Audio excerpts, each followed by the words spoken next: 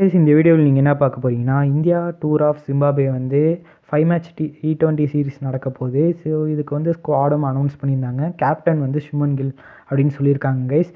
So இந்த வீடியோவில் நீங்கள் என்ன பார்க்க போகிறீங்கன்னா, இந்த சீரீஸில் யார் நம்ம இந்தியன் டீமுக்காக கோச் பண்ண போகிறது மற்றும் நிறைய சீனியர் பிளேயர்ஸ்லாம் மிஸ்ஸிங் பண்ணியிருக்காங்க பேட்டர்ஸ்லாம்.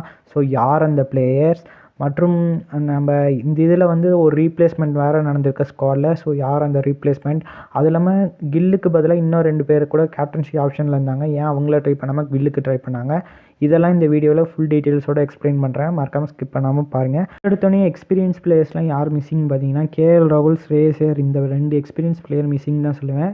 ஸோ 2 பேரும் ஓடி தான் நல்ல ஸ்டாண்டர்டாக ஆடுவாங்க, T20 அந்தளவுக்கு ஸ்டாண்டர்டாக ஆட மாட்டாங்கன்னு சொல்லிட்டு கூட ட்ரா பண்ணியிருக்கலாம். ஸோ சீனியர் பிளேயர்ஸ்க்கு சான்ஸ் கொடுத்துட்டு அப்படியே லைனப்ஸை எடுத்துகிட்டு போகலான்னு தான் சொல்லுவேன். யங்ஸ்டர்ஸ்க்கு இந்த மாதிரி சீரீஸ்கில் சான்ஸ் கொடுத்துருக்காங்க, ஓகேன்னு தான் சொல்லலாம். இருந்தாலும் இவங்க இந்த மாதிரி எக்ஸ்பீரியன்ஸ் பிளேயர்ஸ்க்கு சான்ஸ் கொடுக்காம இருக்கிறது கொஞ்சம் இதுதான் சொல்லுவேன். ஸோ இது இல்லாமல் ஸ்ரேயஸ் ஐயருக்கு வந்து கான்ட்ராக்ட், இந்தியன் கான்ட்ராக்டும் இன்னும் இல்லை கைஸ். திலக் வர்மாக்கிட்ட ஆப்ஷன் இருக்குது, அவரை கூட ட்ரை பண்ணலாம். ஏன்னா மிடில் ஆர்டரில் லெஃப்ட் ஹேண்ட் பேட்ஸ்மேன் யாரும் இல்லை கைஸ். இப்போ வந்து சிவன் டுவே ரிப்ளேஸ்மெண்ட்டாக பண்ணியிருந்தாலும் திலக் வர்மா ஒரு பெட்டர் ஆப்ஷனாக இருப்பார். அவர் வந்து ஸ்பின்னிங் ஆப்ஷனும் இருக்குது. ஸோ இவரை தவிர யார் இன்னும் மிஸ்ஸிங் பார்த்தீங்கன்னா, வருண் சக்கரவர்த்தி. ஸோ தமிழ்நாட்டை சேர்ந்த பிளேயர்ஸ்லாம் மேக்ஸிமம் செலக்டே பண்ண வைக்கிறாங்க இந்தியன் கவுன்சிலை பொறுத்த வரைக்கும். ஸோ அவங்களோட என்ன இதில் முடிவில் இருக்காங்கன்னு தெரில. ஏன்னா மேக்ஸிமம் தமிழ்நாட்டு பிளேயர்ஸ்லாம் மேக்ஸிமம் செலக்டே பண்ண வைக்கிறாங்க ஸ்குவாட் இதில்.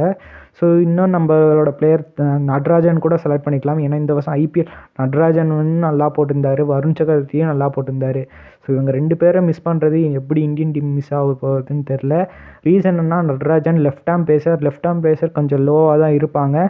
ஸோ அதுவும் டெத் பவுலராக இருக்கனால அவர் ஏன் மிஸ் பண்ணுறதுன்னா ரொம்ப புரியல கைஸ். ஸோ இந்தியா என்ன நிலைமையில் இருக்க போகுதுன்னு தெரில. ஏன்னா இதுக்கப்புறம் முக்கியமான பிளேயர்ஸ் எல்லாருமே ரிட்டையர் ஆகிட்டு இருக்காங்கனால எக்ஸ்பீரியன்ஸான இருக்க எல்லா பிளேயர்ஸும் ரிட்டையர் ஆகிட்டாங்க. ஸோ இதுக்கு மேலே இந்தியன் டீமை யார் எடுத்துகிட்டு போகிறாங்க, லீட் பண்ண போகிறாங்கன்னு தெரில. ஸோ இருக்காங்க, இருந்தாலும் அவங்கள ஒப்பிட்டு ஒரு 4-5 பிளேயர் மட்டும்தான் இருக்காங்கன்னு சொல்லுவேன். ஸோ அவங்கள கூட இன்னும் கொஞ்சம் பர்ஃபார்மன்ஸ் கொடுக்கறதுக்கு பிளேயர்ஸ் இருந்தால் நல்லாயிருக்கும் தான் சொல்லுவேன். ஸோ பார்ப்போம், இவங்க வந்து ப்ராப்பராக லைனப்ஸ் எடுத்துகிட்டு போய் ப்ராப்பராக செலக்ட் பண்ணால் நல்லாயிருக்கும் தான் சொல்லுவேன். குறிப்பாக வருண், நட்ராஜன் இந்த மாதிரி பிளேயர்ஸ்க்கு சான்ஸ் கொடுக்கறது ஒரு பெட்டர் ஆப்ஷனாக இருக்கும். ஏன்னா வருண் சக்கரவர்த்தி ஒரு மிஸ்ட்ரி ஸ்பின்னர், மிஸ்ட்ரி ஆப்ஷன் நம்மக்கிட்ட இன்னும் இல்லை கைஸ்.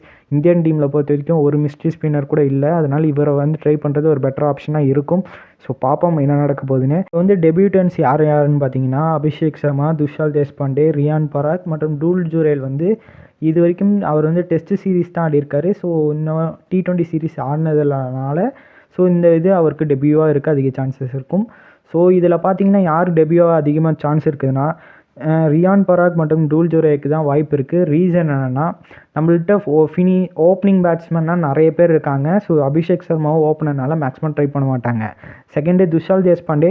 ஸோ பவுலர்ஸ்லேயும் 3 ஃபாஸ்ட் பவுலர் தான் எடுத்துகிட்டு போவாங்க, அதுக்கு மேலே எடுத்துகிட்டு போக மாட்டாங்க. ஸோ துஷால் தேஷ்பாண்டேவையும் மேக்ஸிமம் ட்ரை பண்ண மாட்டாங்க. ஸோ அடுத்து பார்த்தா ரியான் பராக் மிடில் ஆர்டரில் ஒரு நல்ல சூட்டபுளான பிளேயர்ஸ், அதனால் தாராளமாக ட்ரை பண்ணுவாங்க மிடில் ஆர்டர்லனால. டூல் ஜுரேல் மற்றும் ரியான் பராக்கை மஸ்ட்டாக ட்ரை பண்ணுவாங்கன்னு தான் சொல்லுவேன்.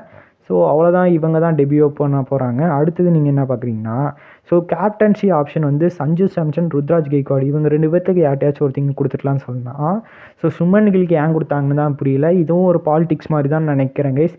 ஏன்னா இவர் சஞ்சு சாம்சன் ஒரு சவுத்து சேர்ந்தவர் தான் இவரும், அதனாலேயே பாலிடிக்ஸ் பண்ணுறாங்கன்னு நினைக்கிறேன் கைஸ். ஸோ மேக்ஸிமம் இவரையும் இத்தனை மேட்சாக ட்ரா பண்ணிட்டு தான் இருந்தாங்க. சும்மா போய் சீரீஸ் ஆடி வச்சுட்டு ரோஹித் சர்மா தான் வேணும்னு சொல்லி இவரை பிக் பண்ணியிருந்தாங்க. இந்த வருஷம் IPL செம்மையான நாக்கும் ஆடி கொடுத்துருந்தாரு. ஸோ அதனாலேயே சஞ்சு சாம்சன் எடுத்துகிட்டு போனாங்க world cup. So matches play பண்ணனாலையும் எல்லார் மனசையும் ஜெயிச்சிட்டாங்க. ஸோ ஜெயிச்சிட்டாங்க இந்தியா, அவ்வளோதான் கைஸ். ஸோ இவங்க 2 பேர்த்துக்கு யாராவது ஒருத்தங்களுக்கு கேப்டன்சி கொடுத்துருந்தா கூட பெட்டர் ஆப்ஷன் இருக்கும். ஏன்னா சஞ்சு சாம்சன் எக்ஸ்பீரியன்ஸ் பிளேயர், இவருக்கு ஏன் ட்ரை பண்ணலன்னு எனக்கு இன்னும் புரியல கைஸ். ஸோ இவங்க 2 பேருக்கு கேப்டன்சி கொடுத்துருந்தா நல்லா இருக்குமா இல்லையான்னு மறக்காம கமெண்ட் பண்ணுங்கள். ஸோ அடுத்து என்ன பார்க்க போகிறீங்கன்னா, ரீப்ளேஸ்மெண்ட் வந்து நித்தீஷ் ரெட்டிக்கு பதிலாக சிவன் டுபே ரீப்ளேஸ்மெண்ட்டாக சொல்லிட்டாங்க.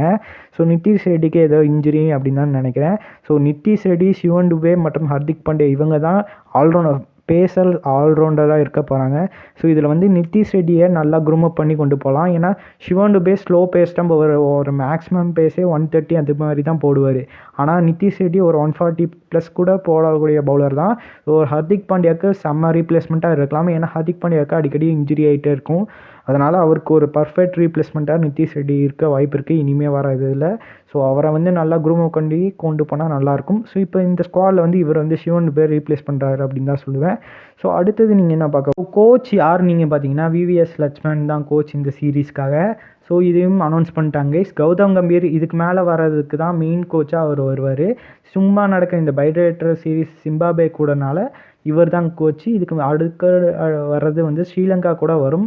ஸோ ஸ்ரீலங்காவில் வந்து தான் கௌதம் கம்பீர் கோச் பண்ண அதிக சான்சஸ் இருக்கும்.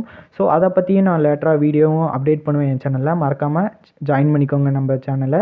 ஸோ அவ்வளோதான் கைஸ். இந்த வீடியோ பிடிச்சிருந்தா உங்கள் ஃப்ரெண்ட்ஸ் அண்ட் ஃபேமிலிக்கு ஷேர் பண்ணுங்கள். மிச்சப்படி அவ்வளோதான். Bye guys.